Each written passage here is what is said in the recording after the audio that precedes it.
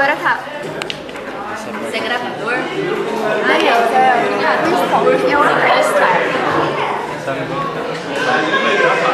Ah, beleza, deixa eu botar pra baixo. Mas você pode pôr ela pra frente, ela vai ver? Pode. Desce pra ela. Você não esquece. Não, não esquece. Se ela pergunta, não é secretária.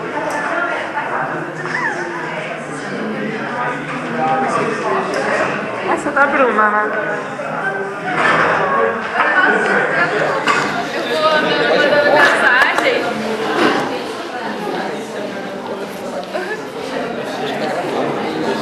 Ah, gravador. Tá gravando? Ixi, vou parar de falar agora. Não, chega perto. Todo mundo não fala. Vamos fazer isso pra cuidado. Ia ser da hora, imagina eu te escutar aqui. Espera aí. Pai e mãe, vem ter aula de hoje. Gente.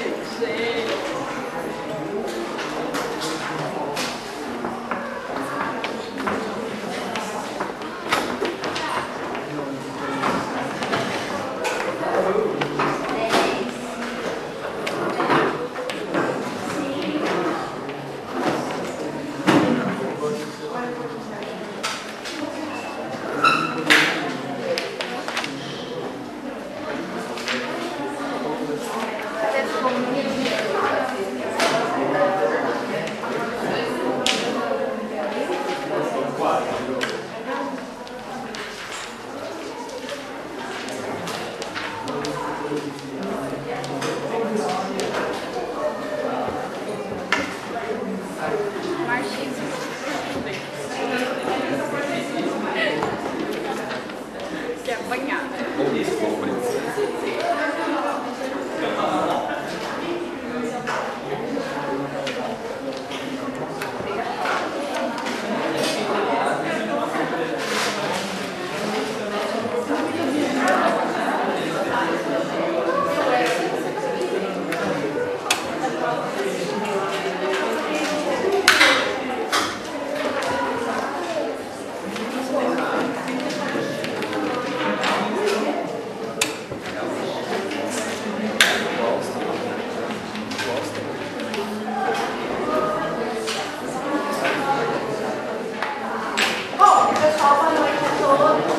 Pode ir lá todas.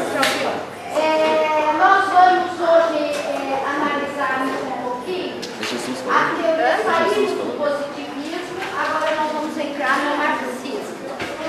E o marxismo, vocês devem ter, quem já teve contato com o marxismo aqui? Já estudou um pouquinho? Já estudaram? E mais? Já, que bom, ótimo, muito bom. Então, nós vamos falar um pouquinho da teoria do Marx. Bom, para quem não sabe, quem são os principais representantes clássicos do marxismo? Karl Marx nasceu no século XIX, 1818, e morreu em 1883. Filho de classe média alta, graduou-se em Direito e quando estava fazendo Direito, teve contato com a filosofia, naquela época, a filosofia mais avançada na Alemanha, que era a filosofia do Hegel. E herdou de Hegel a ideia de que a sociedade ela está em constante movimento. E esse movimento é um movimento que possui conflitos e contradições. Então, tudo que tem vida carrega o seu contrário. Qual é o contrário da vida? A morte. Ok? Então existe o princípio do quê? Da contradição. Tudo que tem vida produz o seu germe da morte. Então, para o marxismo, nada é eterno. Se nada é eterno, a sociedade também não é eterna. A sociedade capitalista não será eterna. Como não foi eterna as sociedades que antecederam a sociedade capitalista. E que sociedades essas? A sociedade antiga, a sociedade escravagista, a sociedade romana, a sociedade feudal. Nenhuma sociedade viveu de arte eterna. Então, toda a sociedade carrega em si conflitos e contradições que poderá levar ao quê? Ao seu fim. Tudo bem? Então, é essa a ideia. Nada é eterno. Tudo está em movimento. Hoje, eu posso ser um grande capitalista. Amanhã, eu posso nascer falido. Tudo bem? Tudo está em movimento. Nós estamos em movimento constante. Esse movimento, ele pode ser o quê? Imperceptível. Mas nós estamos em movimento constante.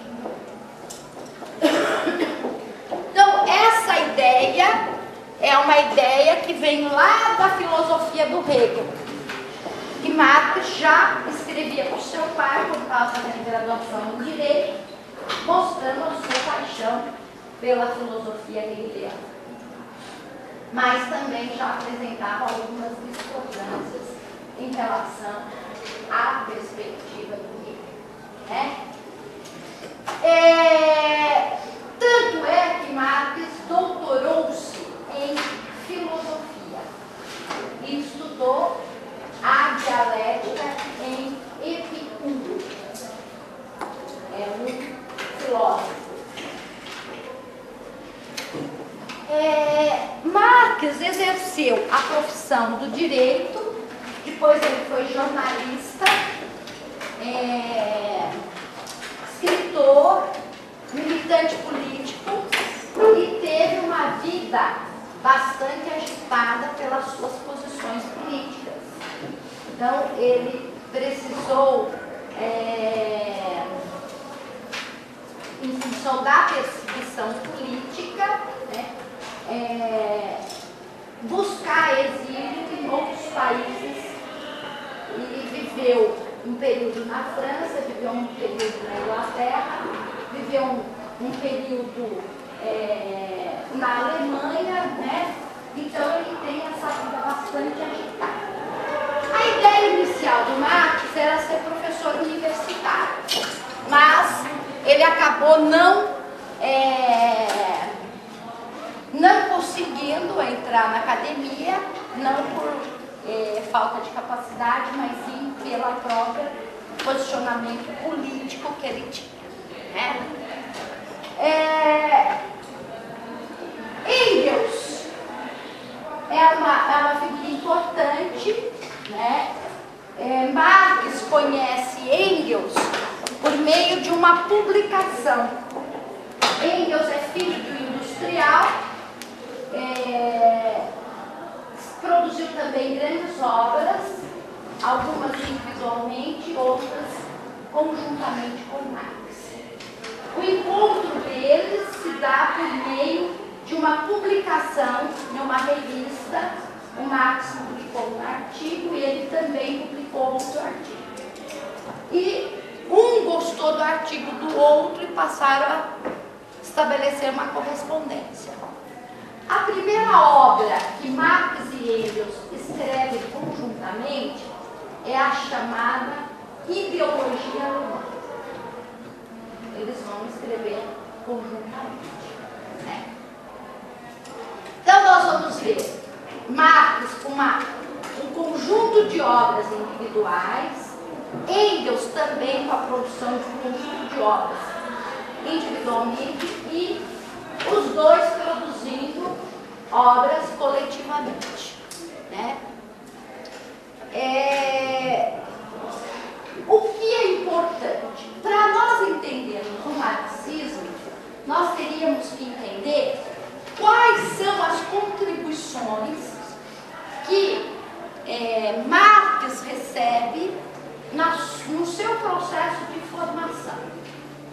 Então, uma grande contribuição que ele se ateve às influências que a teoria marxista tem. Então, ela tem uma influência da filosofia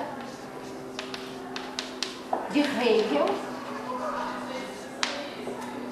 Ele tem uma influência do socialismo utópico, que é quem? Fourier, Proudhon, Saint-Simon, Owen, né? E também recebeu uma influência da chamada economia política. Quem faz parte da economia política? Dois grandes autores, Adam Smith e Ricardo. Bom, então, se você for querer recuperar a história do marxismo, ele teve uma leitura bastante atenta dessas três grandes escolas. O Marx dizia o seguinte: como eu não sou gigante, eu preciso subir nas costas do gigante para enxergar mais longe, né? Então, ele vai ler atentamente o Hegel, vai ver o que ele absorve da teoria do Hegel, vai na raiz da teoria, depois ele elabora a crítica, fazendo uma formulação própria, que mais tarde chamará marxismo, né? Ele vai para os socialistas utópicos, lê atentamente os socialistas e depois ele produz a teoria do socialismo científico. Ele foi atentamente na produção do Adam Smith, do Ricardo, depois ele produz a teoria e a análise da sociedade capitalista no livro chamado Capital. Tudo bem? Bom, então, nós vamos ver, né, que a influência, a teoria dele não nasceu do nada. Nasceu de uma reflexão crítica da análise dessas três grandes escolas. Bom, o que nós vamos falar? Nós vamos, então, analisarmos dois grandes aspectos. Primeiro, nós queremos ver como ele analisa a sociedade. Segundo, nós queremos observar como Marx trabalha alguns conceitos para analisar a sociedade. Tudo bem? Tem um texto no Xerox bem introdutório que chama Marxismo, Marx e Engels. Se alguém quiser aprofundar um pouco mais, pode fazer uma releitura do primeiro um toque de clássicos da Tânia Quintaneira. Marx, Karl Marx. Um toque de clássicos. E aquele livro que eu já indiquei para vocês. E quem quiser ler, tomar algum contato com a obra do Marx, o que eu indico? Eu indico as 11 primeiras páginas do 18 para o maio. Que Marx começa assim. Em algum lugar, Hegel disse que a história acontece, por assim dizer, duas vezes. Mas esqueceu-se de acrescentar que a primeira é a tragédia e a segunda é uma farsa. Por quê? Porque a sociedade, ela não repete. Tá? Os eventos são sempre para o marxismo, tudo está em movimento, e esse movimento ele é gerado por conflitos e contradições. Então a história não é uma história repetitiva. Você pode tentar imitar, mas vai ser uma imitação. Ok? Nunca vai ser a repetição. E Marx está analisando no 18 Brumário que como foi possível na França o sobrinho do Bonaparte chegar ao poder. Então ele abre com a frase dialogando com Hegel, né? Em algum lugar Hegel escreveu que a história acontece, por assim dizer, 2 vezes, mas esqueceu-se de acrescentar que a primeira é a tragédia e a segunda é a farsa. O sobrinho não é o tio. E aí ele vai mostrando e vai analisar para mostrar isso, né? É muito bonito essas primeiras 11 páginas, porque ele vai falar como que as grandes figuras políticas emblemáticas, como no mundo da política você tenta imitar as grandes figuras, mas ela é apenas uma imitação. Então não é à toa que quando você tem uma marca de um governo, aquele diz o seguinte: eu vou ser o segundo Juscelino. Ele não vai ser o segundo Juscelino. Ele quer recuperar na memória do povo aquele período de desenvolvimento. Ele está fazendo isso, mas nunca ele vai ser o Juscelino. É outro período histórico, é outro momento, né? Ele vai ser uma tentativa de imitação, mas essa imitação não é o real. Ele tem uma frase muito interessante que ele vai dizer: os mortos têm que enterrar os seus próprios mortos. Por quê? Porque os fantasmas do passado assombram ainda a mente do presente. Então, os mortos precisam enterrar os próprios mortos. Ok? Então, a história, ela não é uma história que se repete. A vida, ela está em constante mudança. Então, isso daqui para nós é uma questão importante.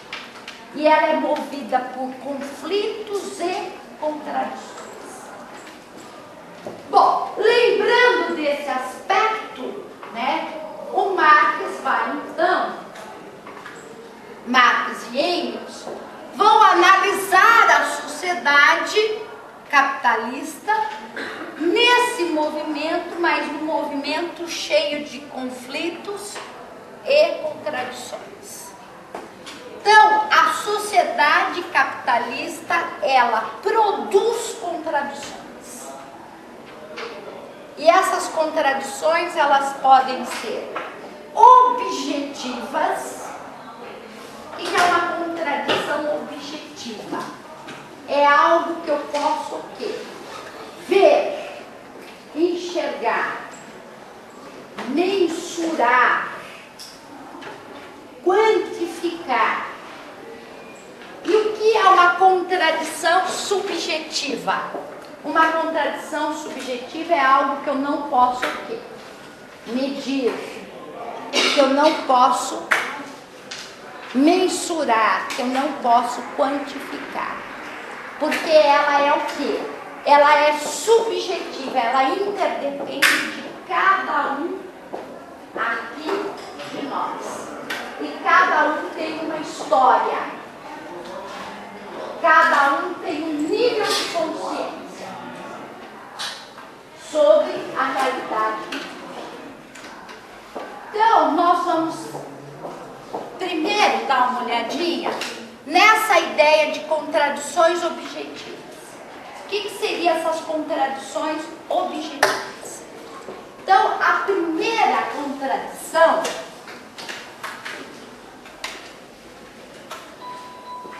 Marx demonstra o quê? Que a sociedade capitalista foi uma sociedade que produziu uma riqueza incalculável. Nenhuma sociedade que existiu antes da sociedade capitalista produziu tanta riqueza que nem a nossa sociedade. Só que tem um porém. A sociedade capitalista, ela produz riqueza, mas nessa riqueza existe uma contradição. Por quê? Porque ao mesmo tempo que ela produz a riqueza, ela concentra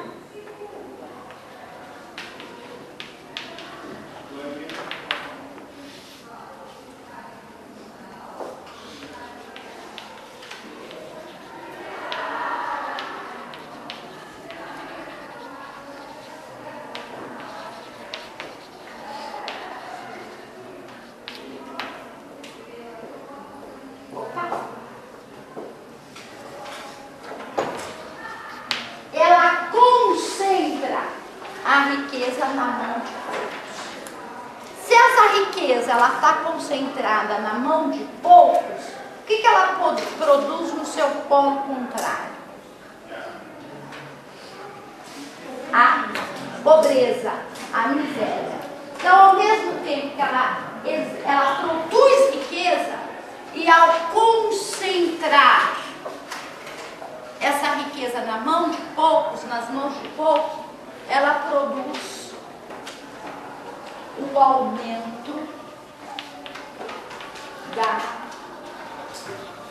miséria, o aumento da pobreza.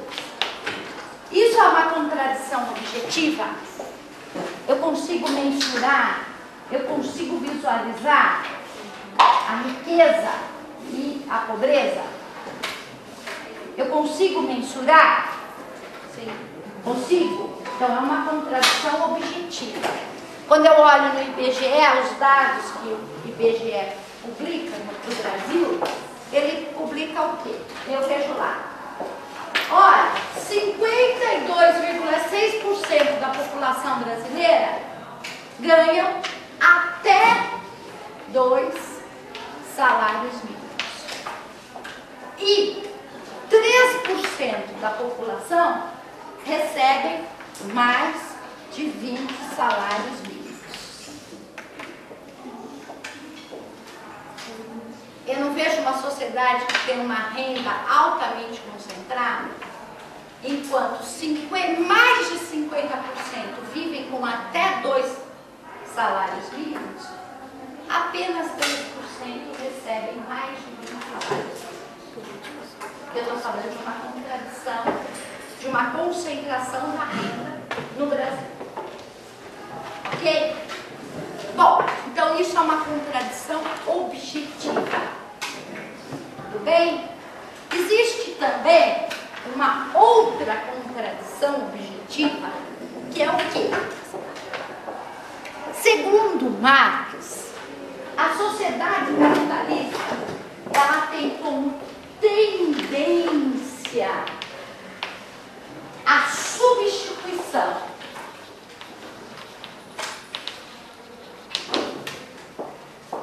dos homens por máquinas no processo produtivo.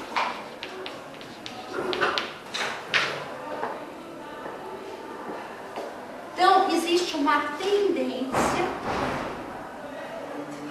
de, no processo produtivo, acontecer uma substituição do trabalho humano pelo trabalho das máquinas.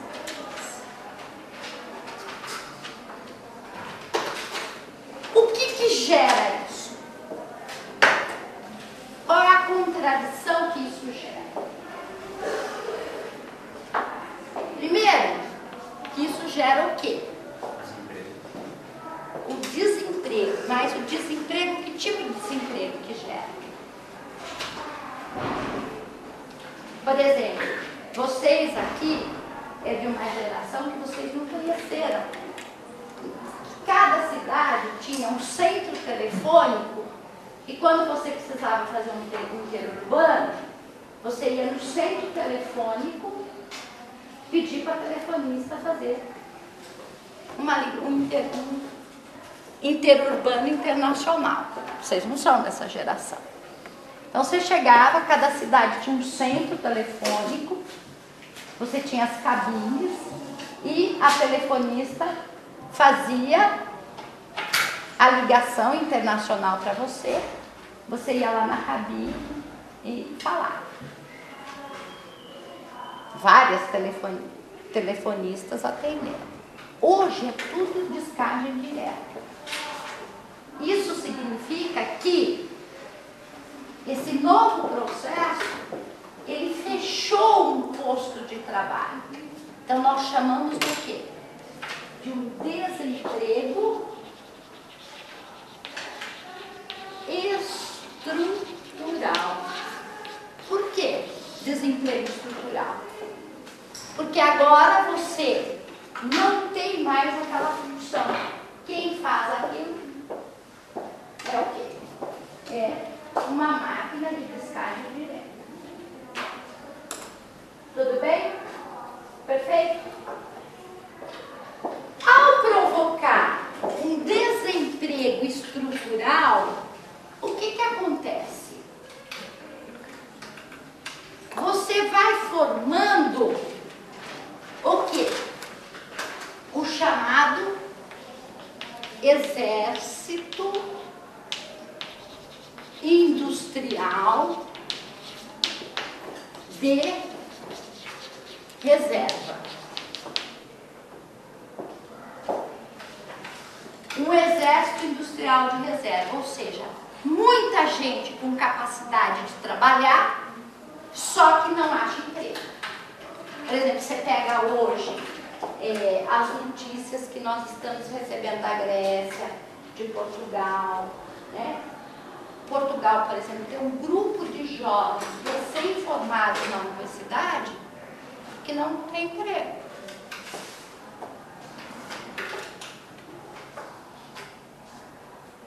Por quê? Está vivendo uma crise? Está vivendo uma crise. Mas essa crise tem uma decorrência de fatores, né? Então, existe um exército industrial de reserva. Quando você forma, tem uma sociedade, esse desemprego grande, esse exército industrial de reserva, o que acontece? Para quem está trabalhando? O que acontece com quem está trabalhando? Você vai ter o quê? Primeiro que você vai estar constantemente pressionado, não é? Aumenta a competição. E ao aumentar essa competição, muita gente desempregada, você reduz a renda do trabalhador. De que maneira? Você não pode, um trabalhador que ganha R$ 1.500, você não pode depois no outro mês pagar R$ 1.200. Mas o que acontece? Acontece que você ganha R$ 1.500 e você compra em um mês, por R$ 1.500, você compra, vou pôr aí um exemplo hipotético, você compra na média de 10 calças. diminui a sua renda, você continua ganhando menos. Só que você não compra mais as 10 calças. Você começa a comprar 9 calças e meia. Depois 9, depois 8. Entendeu? Então, isso daí significa o quê? Que há uma diminuição da renda dos trabalhadores.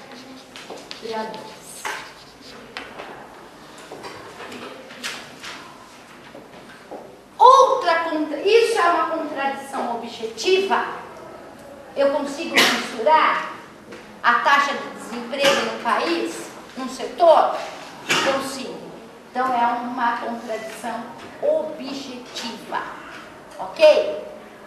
Outra contradição presente na sociedade capitalista.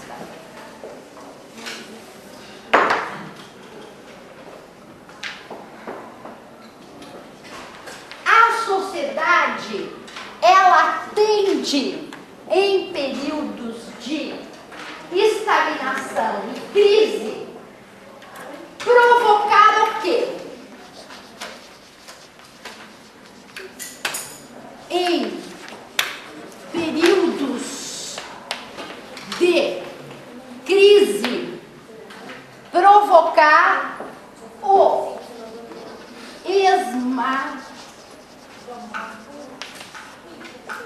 esmagamento dos pequenos produtores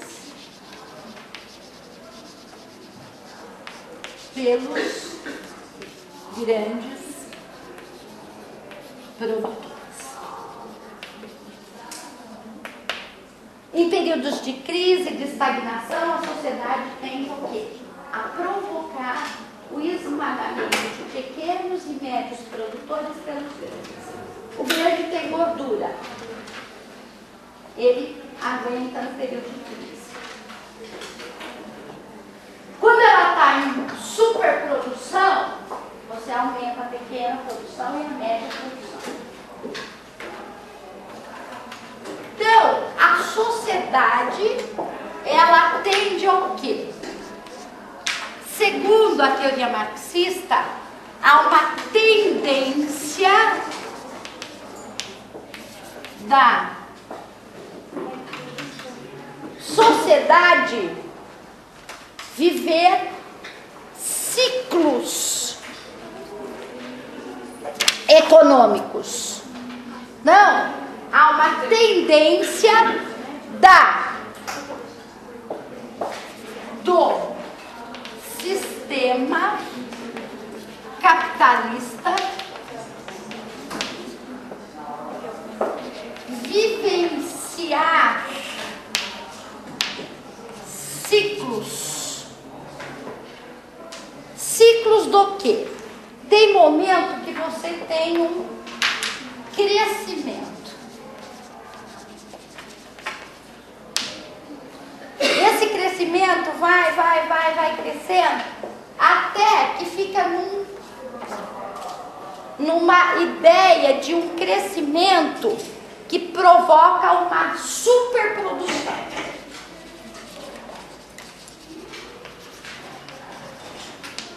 É desse período de superprodução você tem que o quê? Queimar café, jogar leite fora, né? Para você o quê? O que historicamente, estou contando que historicamente se faz para manter o preço. Ao invés de distribuir, não. Você joga fora para manter o preço. Né? Tem períodos que a sociedade, então, ela vive o quê? A chamada estagnação econômica. Cresceu, aí atingiu um grau, você tem uma estagnação.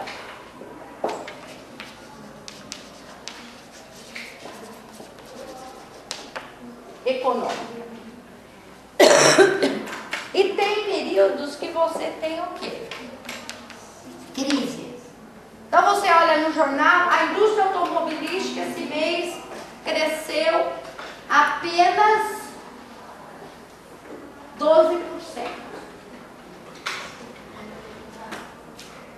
Frente ao ano passado, que cresceu 18%. Ela está numa tendência do quê? De queda de crescimento. Mas ainda não está estagnado. Não está em crise. Crise quando você tem o quê? Né? Nenhum tipo de crescimento. Então, a sociedade, ela vive ciclos econômicos. Tem períodos que você tem crescimento, superprodução, estagnação e crise. Então, é aquele mapa assim, ó. Aí você vai vendo o quê? Tem períodos que o governo percebe que a economia deu uma estagnada. O que ele faz? Vamos inserir dinheiro. Vamos aumentar o crédito, vamos reduzir o juro. Aumentou muito o consumo, o que ele faz? Vamos retrair o crédito, vamos aumentar o juro. Então ele fica tentando mediar aí como você controla uma crise. Então aqui nós temos essa tendência do sistema vivenciar ciclos. E é lógico que nesses ciclos de crescimento, superprodução, aumenta o número de pequenos e médios produtores. E no período de estagnação e crise, a tendência é uma retração dos pequenos e médios produtores. Eu estou chamando de produtores e não proprietários. Tá? Ele pode ser pequeno em tamanho, mas em grande em produção. Então, nós estamos diante aqui de algumas contradições que o Marx assinalou presentes na sociedade, que são contradições objetivas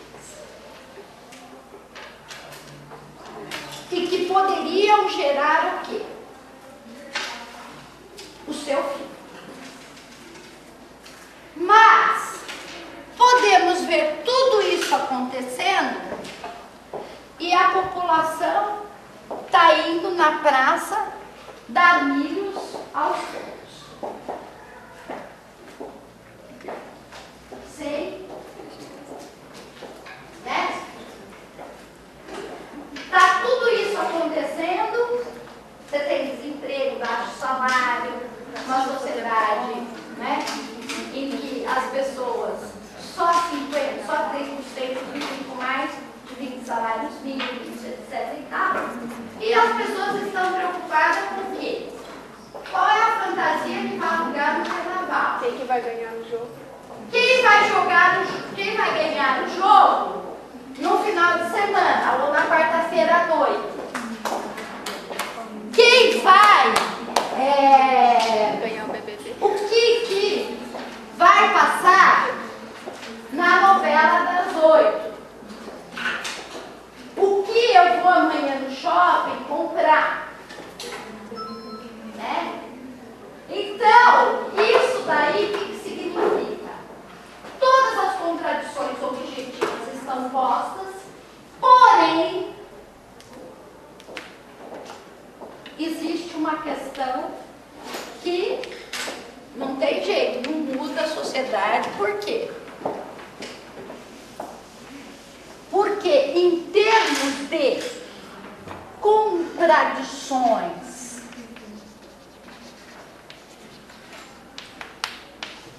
subjetivas, existe o quê? Um baixo grau de consciência da população em relação ao quê? Aos problemas reais que a sociedade enfrenta. Então, a sociedade pode não mudar por quê? Porque o grau de consciência dos indivíduos sobre a realidade concreta é muito baixo. Então, o Marx vai dizer, se você não tiver uma correspondência entre as contradições objetivas e as contradições subjetivas, você não produz o quê? Uma mudança real, nova, de uma outra perspectiva para a sociedade. E como você faz para manter isso daqui num grau num nível muito pequeno de consciência dos problemas que a realidade produz? Como você faz isso? Que mecanismos você usa? Então, aqui o marxismo, ele tem duas grandes questões que ele vai operar.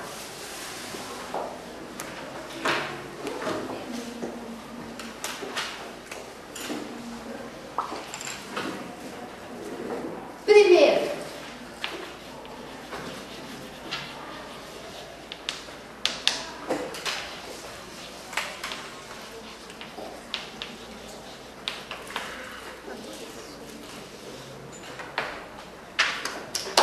como você manter a sociedade alienada, os indivíduos alienados, alheio àquilo que se passa na realidade, e como você produzir uma ideologia que mantém os indivíduos o quê? Quietos, passivos para a ação política.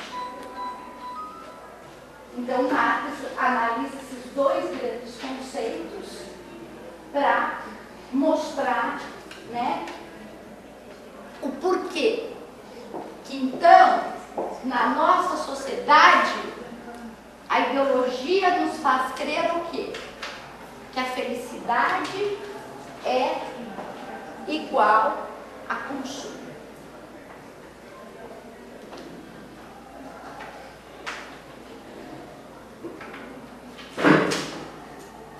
Os mecanismos utilizados por ela são inúmeros.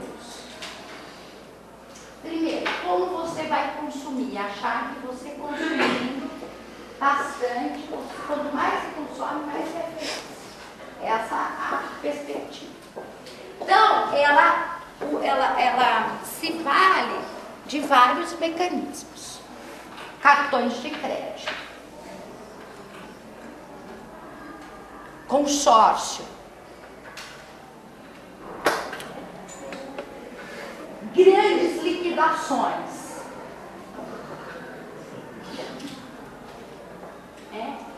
Então, você vai andar com a roupa, o padrão de roupa que ela quer e aonde ela quer que você encontre. Então, ela parcela isso, uma calça da Zump, em 10 vezes. Ela faz, você não pode adquirir aquela roupa de marca, mas ela faz o quê? Ela faz as grandes liquidações. Então, você só entra na loja da marca no dia da liquidação. Quando ela está fazendo 70% de desconto. Você fala, é hoje. E aí na parcela, né? Usa o cartão de crédito parcelado.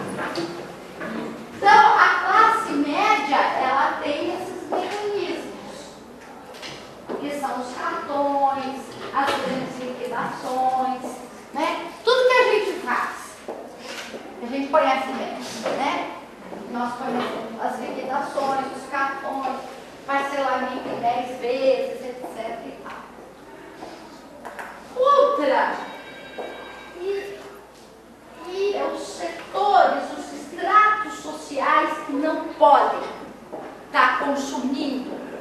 mesmo nas grandes liquidações, nos grandes cartões de crédito. O que você faz? Você produz a imitação. Para alguns estratos sociais. Então não pode ter um ouro, mas pode ter uma folheada. Não pode ter um Nike, mas pode ter um Nick do Paraguai. Entendeu? Né? Pode, mas você produz um padrão o quê? Universaliza o padrão da moda. Que está todo mundo usando. Para você ficar ali, também situado. Só que tem estratos que nem imitação pode. Como que você resolve? As pessoas se realizam por meio dos personagens das novelas.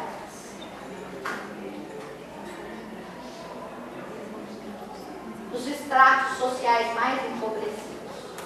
Ela não sai porque ela fica esperando algo que vai acontecer com determinados personagens que ela se identifica. E passa a se realizar nesses personagens. Há uma transferência. Ela não pode comer o ano inteiro, mas ela adquire e ela consegue alugar uma fantasia para sair na escola de samba.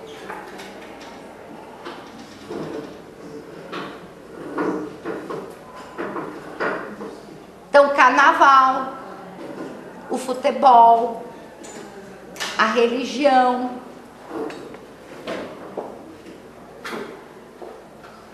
a novela, Big Brother.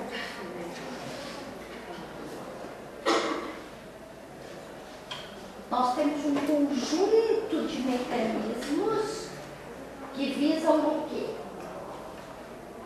Que visa manter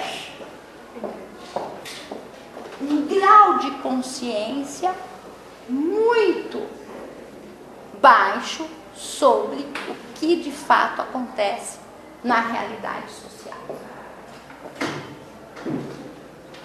E aí, tanto a ideologia como o processo de alienação, eles funcionam como mecanismos muito poderosos. Então nós vamos falar um pouquinho sobre essa característica da alienação e esse problema da ideologia. Você quer falar, né? Eu queria perguntar, você falou da classe média e os grupos que estão abaixo desse pessoal aí. E o grupo que está acima? Qual é o padrão de comportamento de consumo? Os estratos A, eu estou chamando de estrato social, né? O estrato social A é um estrato que tem um padrão mais elevado de consumo. Aí você tem um estrato hoje, pelas estatísticas, né, pelas pesquisas, você tem um padrão A, um padrão B, um padrão C e um padrão D. O A é o topo. O A é o espelho. É onde todo mundo quer chegar. É a ideia da mobilidade social. Mas a sociedade, como nós vimos aqui, a grande maioria está no estrato C. Então, a ideologia faz ela acreditar que nós vivemos numa sociedade de grande mobilidade social. Que por meio do estudo e do trabalho você vai chegar lá. Aonde? Vislumbrar esse padrão A. Né? O modelo é o A. E é por isso que a ideologia vai falar assim: o que você deve vestir e como você deve vestir. O que você deve pensar e como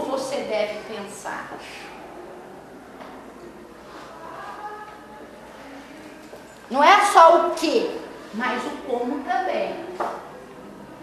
É o papel da ideologia. Então, essa crença de que a sociedade, ela vive uma mobilidade social muito grande, ela possibilita os indivíduos chegarem lá, ela vai, o papel da ideologia é fazer você crer que um dia você chega no extrato, no padrão de consumo do extrato A. Se você não conseguiu chegar lá, o que a ideologia faz você crer? Que você não foi esforçado o suficiente para ter conseguido chegar lá. Porque o papel da ideologia qual é? Um dos papéis é você universalizar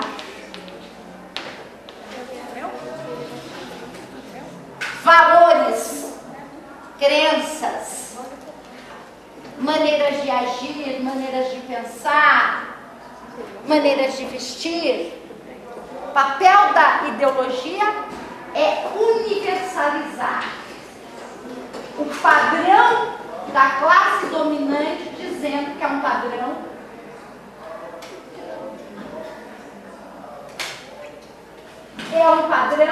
para todos. Os donos têm até serviços diferenciados, né? Sim, quanto tem. Lógico que tem. Como também, como também o consumo. Hoje o que mostra? O que se mostra hoje? Né? Mostrou-se que a sociedade brasileira é um país emergente. Os países emergentes, eles estão em crescimento.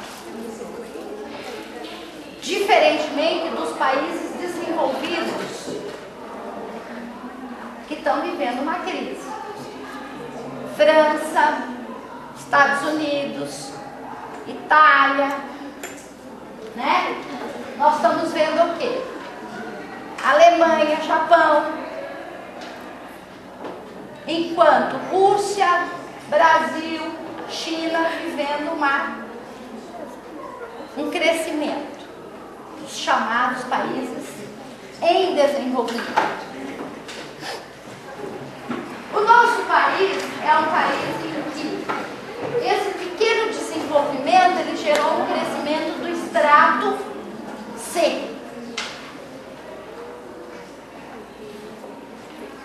Aquele extrato social que estava no D, aumentou-se a classe média.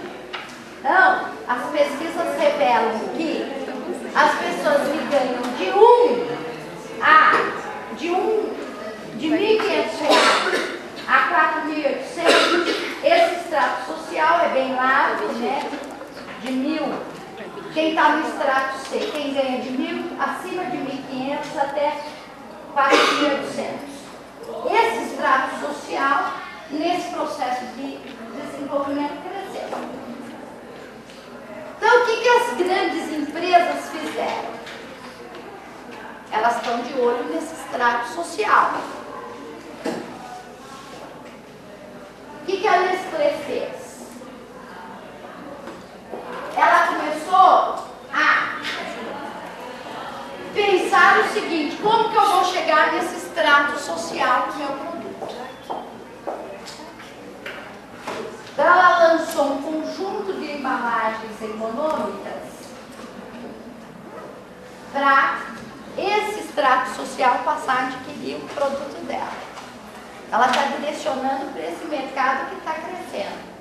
Porque esse mercado de 3%, ele estagnou-se. Era o mercado dela. Esse extrato social C, ele tem desejo do quê? De ter um celular. Então, o que ele faz? O que as companhias, as pesquisas revelam? que enquanto o extrato A compra uma máquina digital, uma câmera, uma filmadora, uma máquina digital, um celular, o extrato C, ele vai adquirir o quê? Um celular compacto que tenha tudo.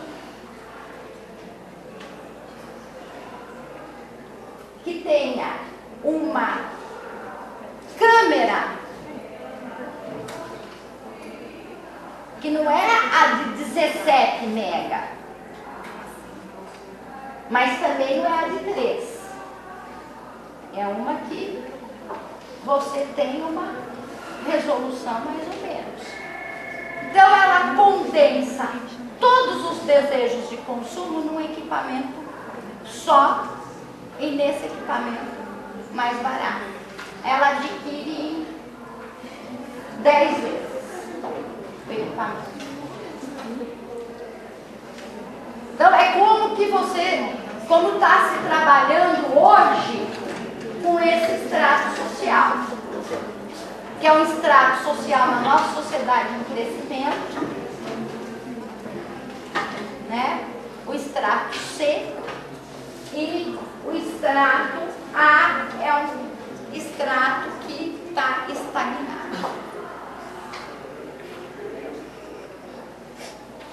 Então, como que você vai chegar? Que ideologia? Então, nós estamos aqui com a ideia de você universalizar determinados valores. Como que essa ideologia ela é sutil? Por quê?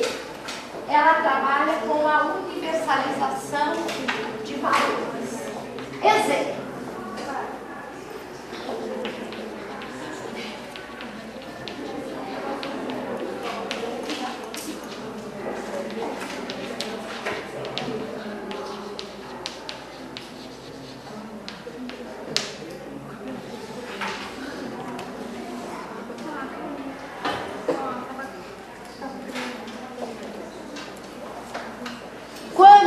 Diz e coloca isso na Constituição.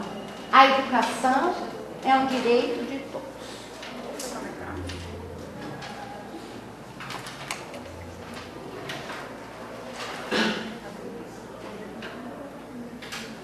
Se eu analisar a realidade concreta da população brasileira, eu posso dizer que isso faz parte da realidade do nosso país? Não. Não faz parte nem da realidade de vocês. Porque se vocês estão aqui, vocês só estão porque vocês estão pagando.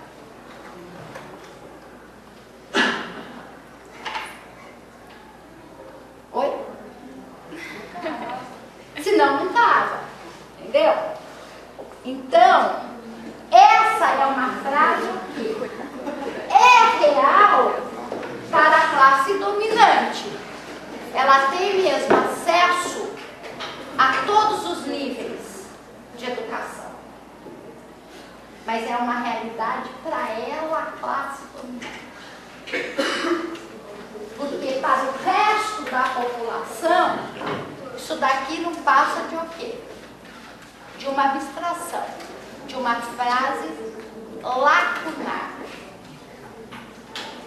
Que se eu quiser fazer um terceiro grau, eu preciso o quê? Eu preciso estar aqui pagando, senão não posso. E aí a ideologia vai falar o quê? Você não chegou lá porque você não foi suficientemente esforçado. Ela não vai mostrar quais as condições pelas quais você tem acesso ou não tem acesso, ou um acesso muito dificultoso em relação à educação.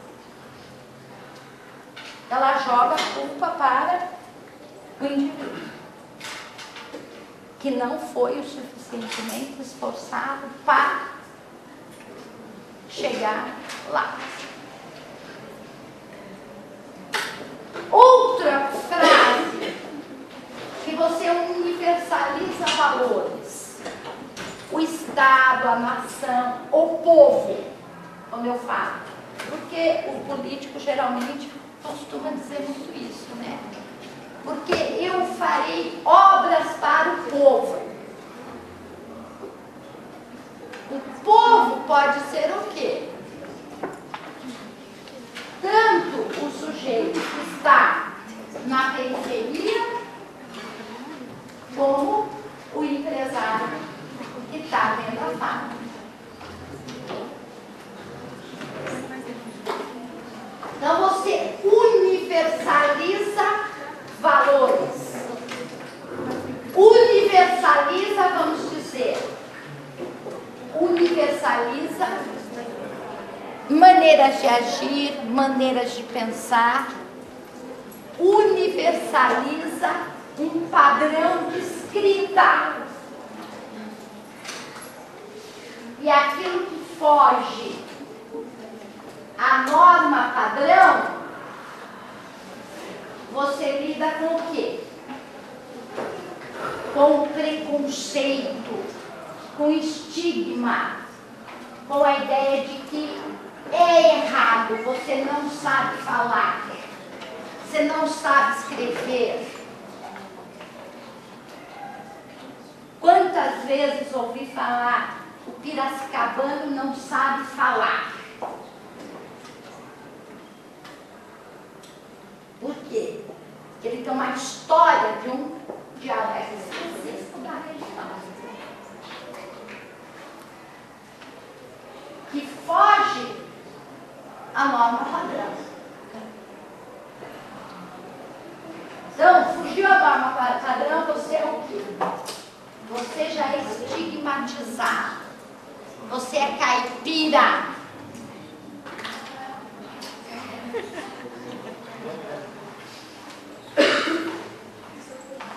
Então, isso é uma simbologia do quê?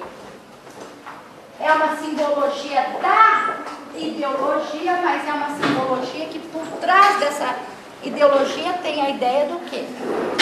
Do poder dominante. Porque quando você chega com uma pessoa e fala, você não sabe falar, você não sabe escrever, né? O brasileiro não sabe falar, o brasileiro não sabe escrever. Tem um autor que eu acho assim, eu gosto muito dele. Então, tem vários livros, talvez vocês estejam trabalhando com um deles. Ele tem A Língua de Eulália, que é muito interessante. Ele tem o preconceito linguístico, a norma oculta, ele faz uma brincadeira com o, põe culta, né? Ele é um linguista e chama Marcos Banho. Então, se alguém tiver oportunidade para estar pensando a linguagem, como ela é uma manifestação de poder, e ela tem um padrão dominante, leiam.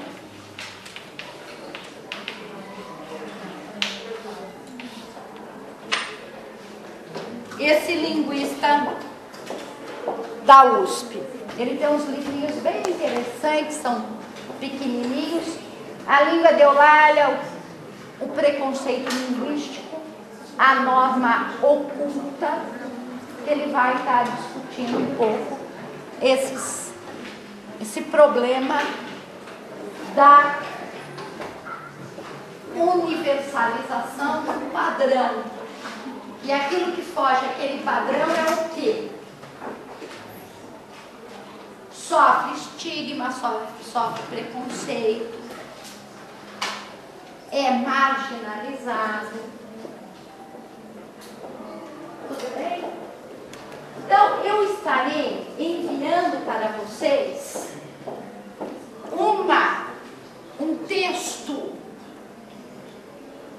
sobre um fragmento pequeno sobre ideologia. Então, nesse fragmento, nós vamos estudar um pouquinho agora a ideologia. Esse fragmento que eu vou mandar, nós temos assim, várias referências para estar lendo ideologia. Uma referência é um livro dos primeiros passos que chama O que é Ideologia, escrito pela Marilena Chauí. Existe um outro livro na biblioteca, escrito pelo Ciro Marcondes Filho, O que todo cidadão precisa saber sobre ideologia. Existe um outro livro produzido por um sociólogo chamado Michel Louvi. Então, eu vou estar mandando para vocês um pequeno fragmento sobre a ideologia. Vocês vão ler, são 2 páginas, vocês vão estar lendo. E a próxima aula, semana que vem, dia 17, vocês vão estar trazendo para mim o quê? Em grupo isso. Vocês vão estar trazendo revista,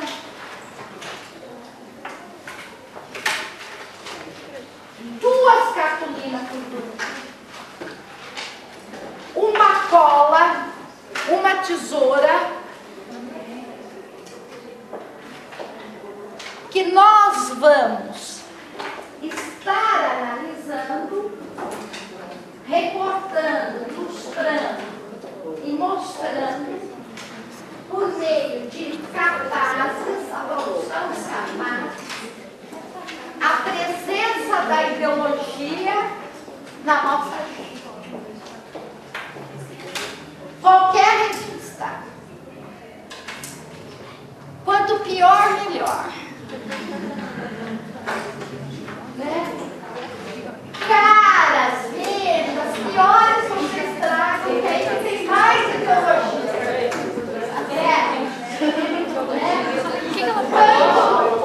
Assim, caras, veja, essas são ótimas para produzir. Só que nós vamos ver o quê? A ideologia presente nas propagandas. Mas não podemos também, nós temos que ter presente que tem uma ideologia muito mais sutil, que é a ideologia não das mercadorias, né? Não presente na propaganda, mas a ideologia presente no conjunto de ideias. Nós temos que tomar cuidado, porque essa é muito mais perigosa. Muito mais. Tudo bem? Então, a próxima aula, vocês vão estar trazendo para mim 2 cartolinas, revista, cola e tesoura.